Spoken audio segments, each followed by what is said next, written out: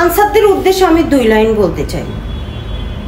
তোমরা ছাত্র আন্দোলন দেখে আন্দোলন করে শিখেছো, এই জন্য আমি তোমাদেরকে সাধুবাদ জানাই। কিন্তু আন্দোলন করার পরে কিভাবে টিকে থাকতে হয় সেটা তোমরা শিখো নাই, এই জন্য আমি তোমাদের উপরে তীব্র নিন্দা জানাই। এরপরে যারা নতুন করে আন্দোলন করার চিন্তা ভাবনা করতেছো তাদের উদ্দেশ্যে বলতে চাই, এত অল্প শক্তি নিয়ে আন্দোলনে নামবে না, যেন ডিসমিস করতে 7 মিনিটই যথেষ্ট হয়। বোঝো না ব্যাপারটা? এখন তোমরা অনেকেই চিন্তা করতে পারো, কি রে আমি না 2 লাইন বলতে চাইছি, 3 লাইন বললাম কি জন্য? 3 নাম্বার লাইনটা বললাম তাদের জন্য যারা নতুন করে আন্দোলন করার চিন্তা ভাবনায় লিপ্ত আছে। আমি আবার বেশি কথা বলে একদমই পছন্দ করি না।